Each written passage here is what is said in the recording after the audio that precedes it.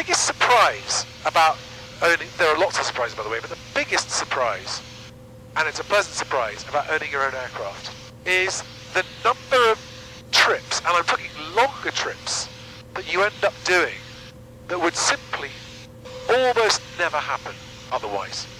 Almost never happen.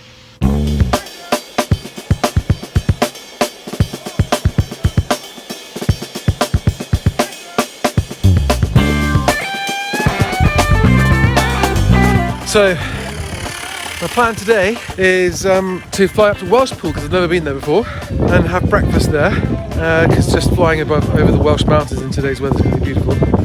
So from Dunkers up to Welshpool, and then Welshpool across to Ensdon. Coming back, I'm just going to check that they're going to have the runway lights on, but for a night landing back at Dunkers, hopefully, if it works out, let's see how it goes.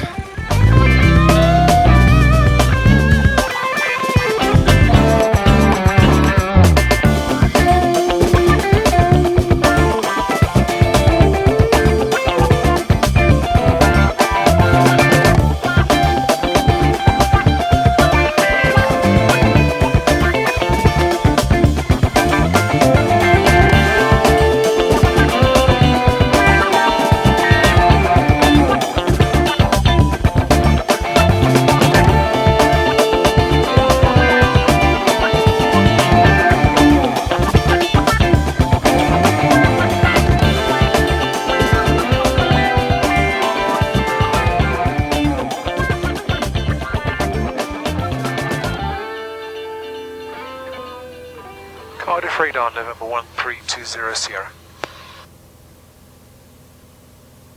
November 1320 Sierra, Cardiff radar, pass your message.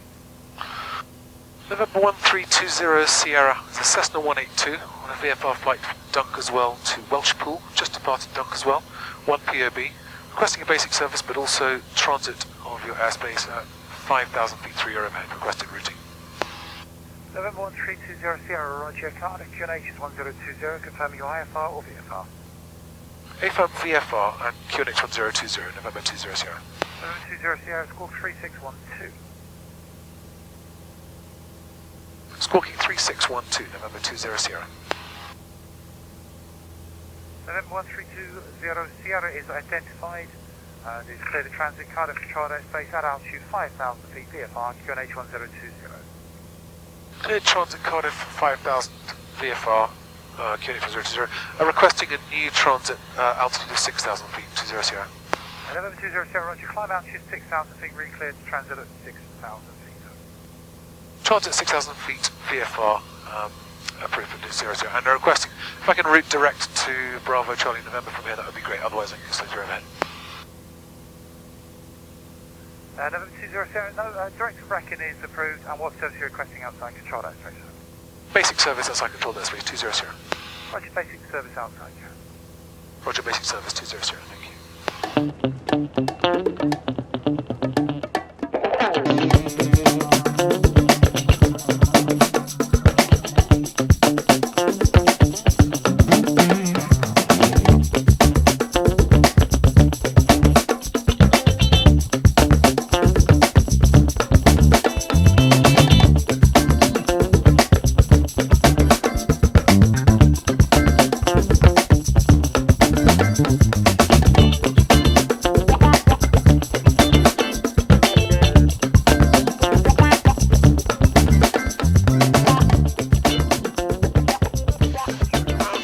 I'm going to route around that airspace so I can stay up at this level, because I think it's a nice level here.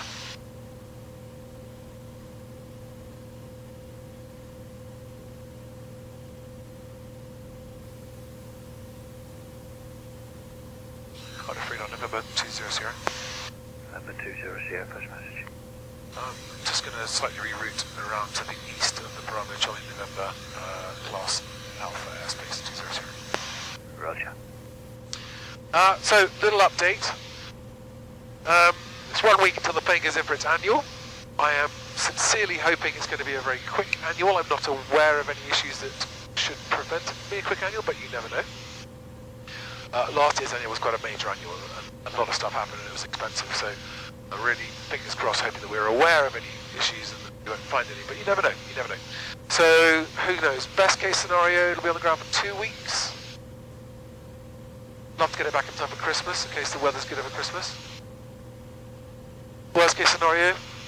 Well, worst case scenario. Doesn't bear thinking about. Worst case scenario, you don't get the plane back. They find too many problems. Anyway, don't want to think about that.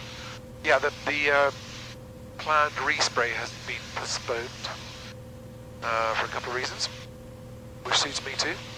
There's stuff I'm thinking about whether I should say now on this video or not, and I'm going to decide not, and I might do that in a separate video. I'll tell you what might be a good thing to do now is to just reflect on 2021's year of flying, because this may be my last flight of 2021. My last day's flying. I'm going to have 2 more flights today, hopefully. This might be my last day flying in 2021. There's a very real possibility that the plane won't be out of its annual until the new year. What an extraordinary year of spontaneous trips. And you know what?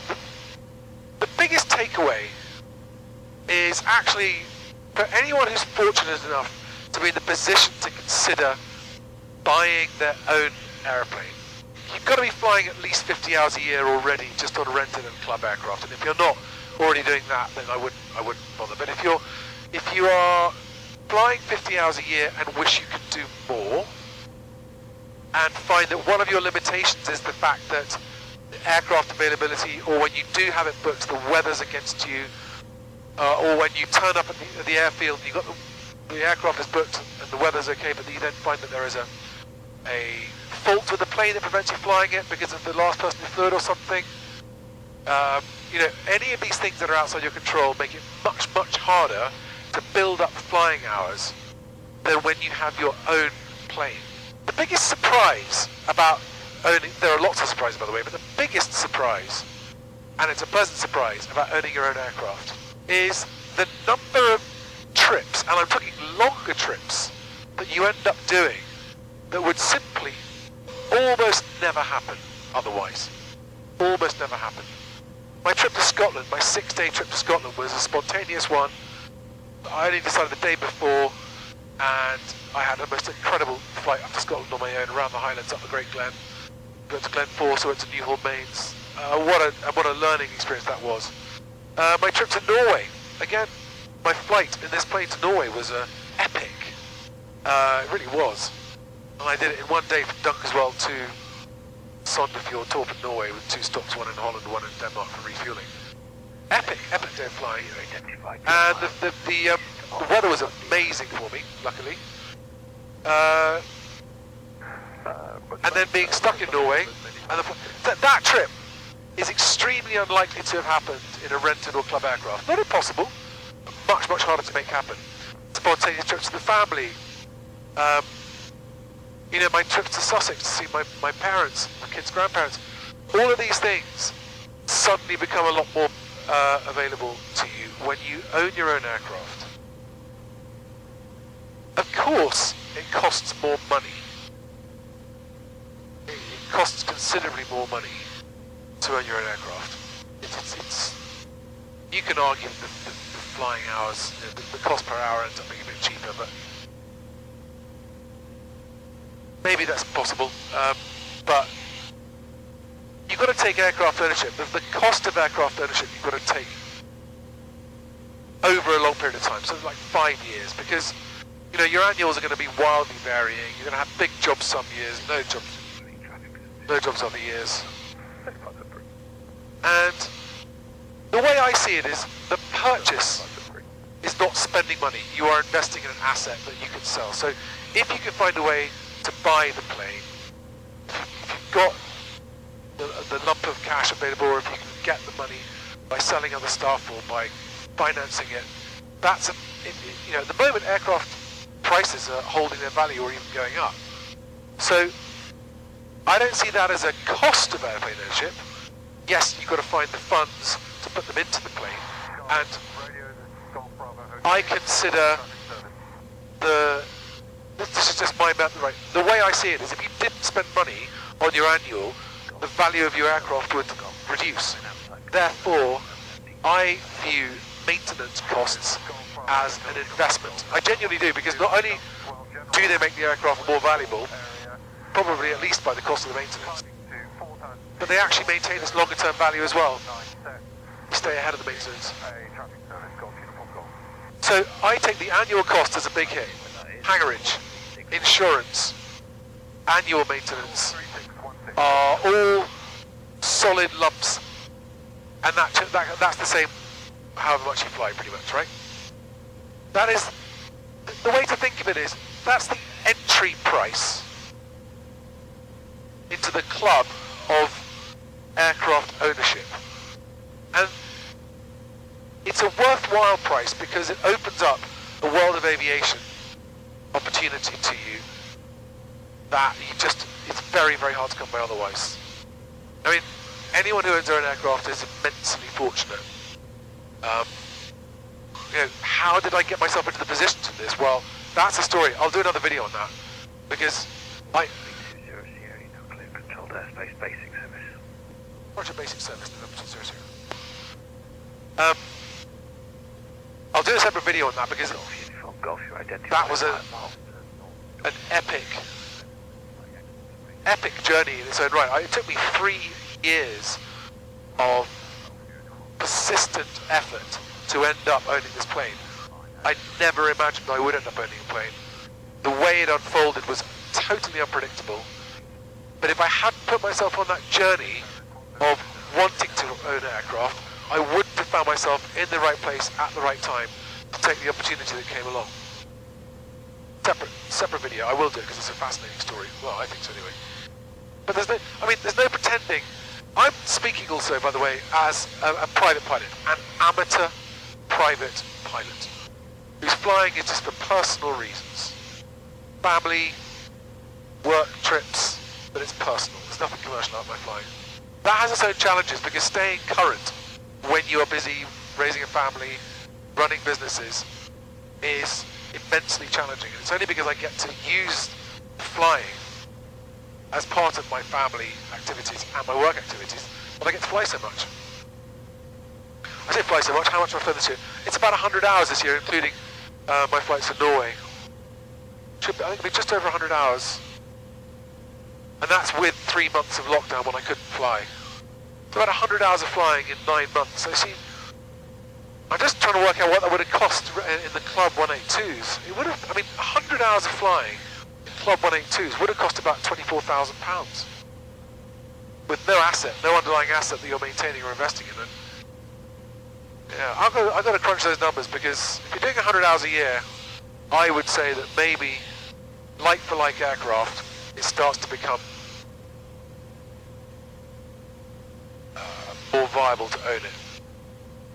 But there are shocks, and there are unpredictable events that happen. So, over the Brecon Beacons now.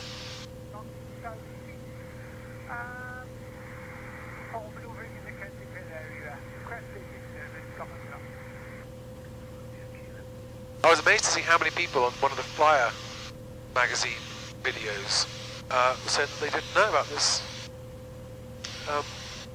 nearest radio function on Skydemon. I find it immensely valuable. So 123.15, next frequency.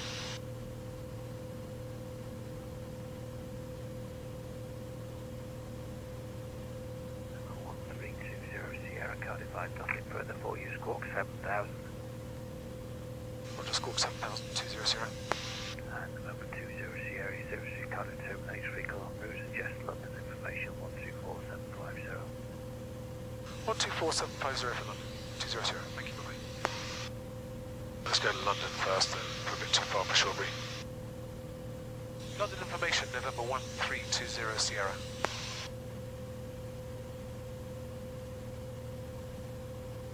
November 1320 Sierra, London information, flash message. November 1320 Sierra, Cessna 182, on a VFR flight from Dunkeswell to Welshpool. Currently 6,300 feet, QNH 1020, and 5 miles northwest of Abergavenny, requesting a basic service, 20 Sierra. November 1320 Sierra, Roger, Squawk 1110 Charlie, basic service, the Cotswold Regional 1014. Squawking 1177 Windmode Charlie, Cotswold Regional 1014, November 200. And November 200, what's your estimated arrival time at Welshpool, please? 53200. Roger, thank you. Now that radio call, I think I got it right. The only thing I said that I know was wrong was at the end of my call, I said 20 Sierra Rocker. The full call sign, but working on it. Trying harder to be better at my radio calls. Oh, what a beautiful reservoir and dam in that valley down there. I used to do Duke of Edinburgh marches in the Brecon Beacons when I was a teenager.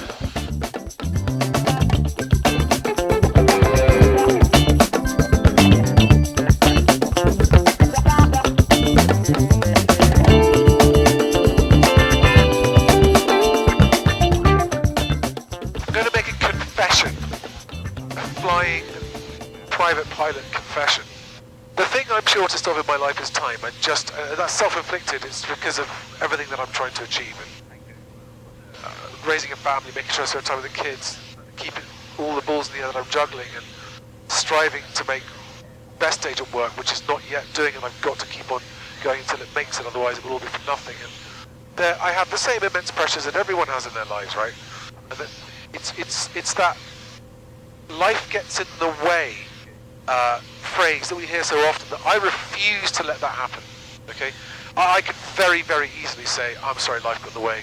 Too much work, too much family, too many sick relatives, too many problems. I refuse to let life get in the way of my passions. Otherwise, what's the point? I'm not saying it's easy. I have to have a brutal approach to preventing time being wasted and managing my time and avoiding things that I don't want to take up my time, which often comes across as very rude and me coming across like I'm sorry I haven't got time for anything or anyone. But I mean, and I'm talking about with my close friends and family, who I do make time to see. But you know, you get lots of other suggestions from people. Hey, why don't we do this? And maybe why don't we do that? There's literally I have a backlog of overdue friend and family commitments that if I get any time at all, they will come first. So the prospect of casual, new, spontaneous things happening with you know, it's just not going to happen, right? But this time shortage also translates into the challenges of flying. Flight planning is obviously crucially important, but the confession I'm going to make is that sometimes, and today is an example, if I did all of the flight planning to the letter as expected and required on the ground, I mean, I already took off an hour and a half late this morning. I booked my PPR, I planned for it, and I genuinely was intending to take off by 8 a.m. Here's the confession, here's something that I knowingly waited until I was in the air to do. Before I took off, I knew that my first radios would be Dunkeswell and then straight to Cardiff. Beyond that, I knew, right, I'll figure out those frequencies once I'm in the air using SkyDemon. I've got my iPad and my backup iPhone, I've got SkyDemon on there as well. And I hadn't fully, properly briefed. I did have Welshpool PPR confirmed. I didn't take off without that. But I hadn't fully briefed the approach. But I have now done that during the flight. Now, that increases the risks of errors. When you, as a pilot, you know you're supposed to be decreasing the risks of errors. But I think this is what it comes down to, is the judgment calls that you make as a pilot. I know pilots that jump in the plane and go and figure stuff out on the way all the time.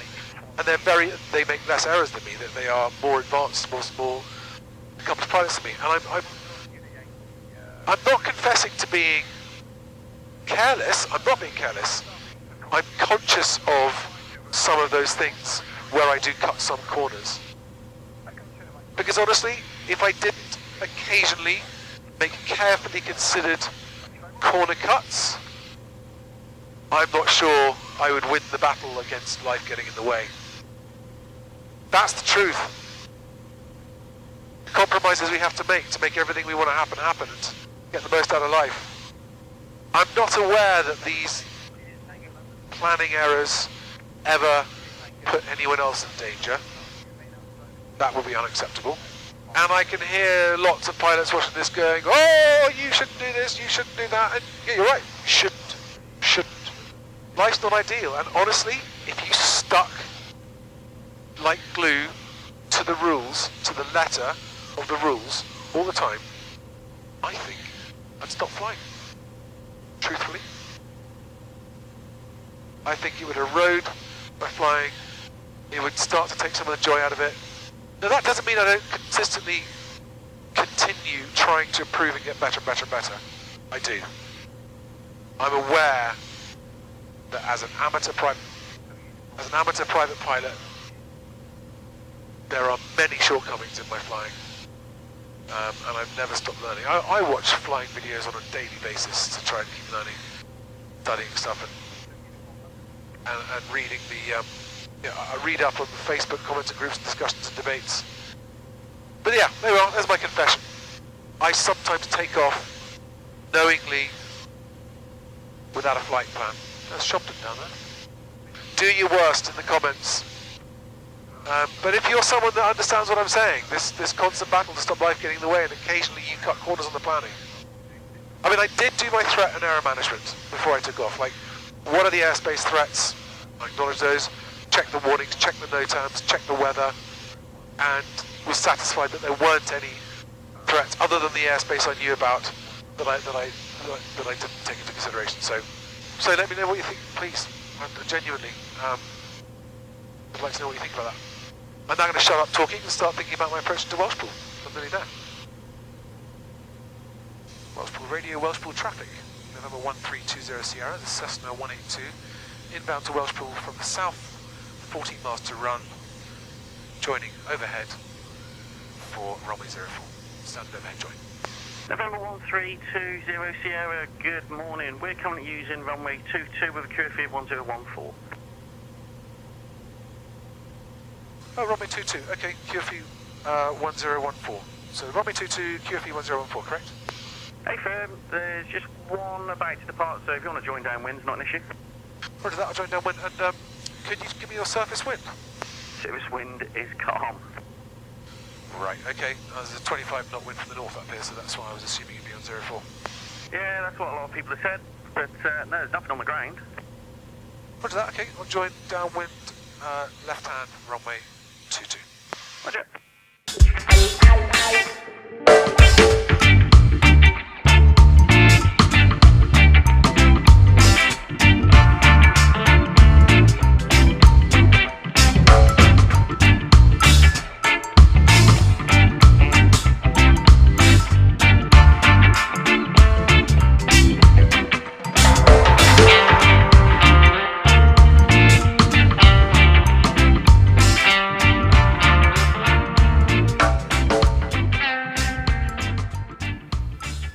Brakes off, undercarriage down and fixed, mixture rich, fuels on both,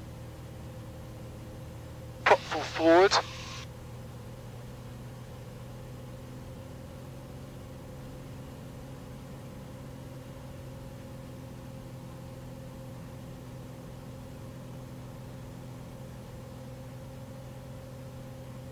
let's get the airspeed down, flaps out.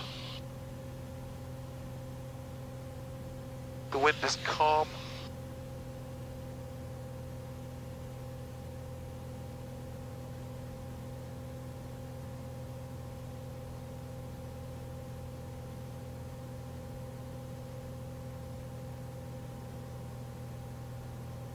Laps 10.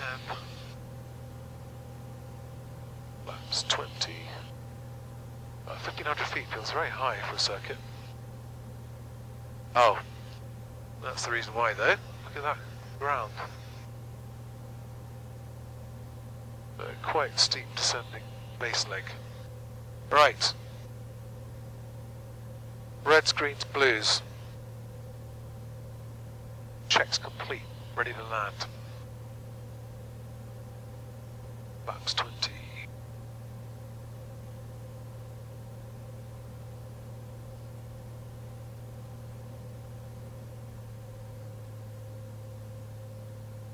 20 Sierra turning left base, runway 22.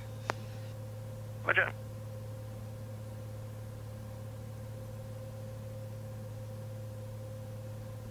Bit too soon, actually. Wait, sir.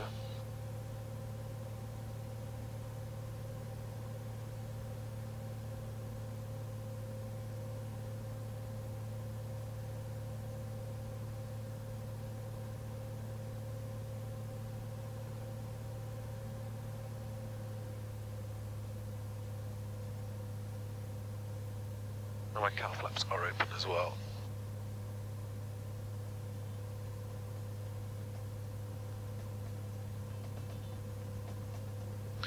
$80 knots, we'll do 70 on the final, 60 on the fence. Still quite high, so.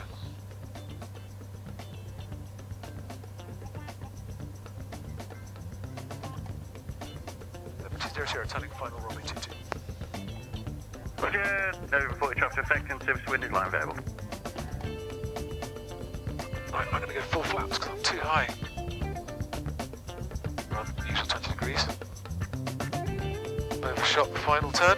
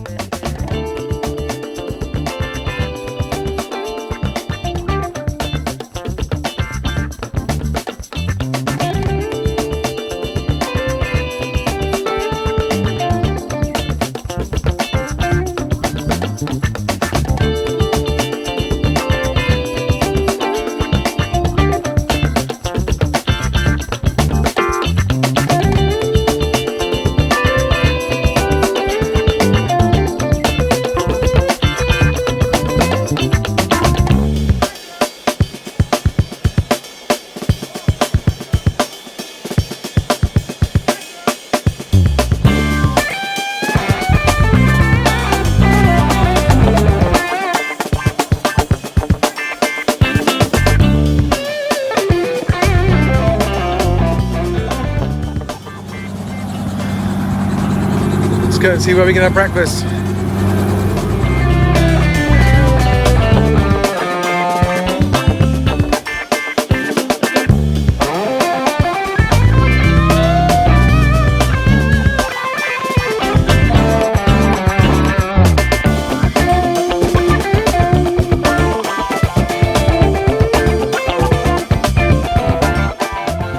Delicious fry and coffee and Sam.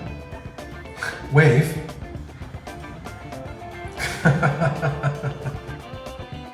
So just had a really good fry up. Eggs, bacon, sausages, beans, toast and hash browns. Had the cafe all to myself, although there are people outside, right outside there, so a bit too cold for me today and I had some work to do. So I've actually got quite a lot of work done while I've been here. Managed to recharge a couple of the GoPros. And now I'm trying to figure out where to fly next. I was going to be going to Ensign. I may still do that, but I'm just going to have a look and see what the options are.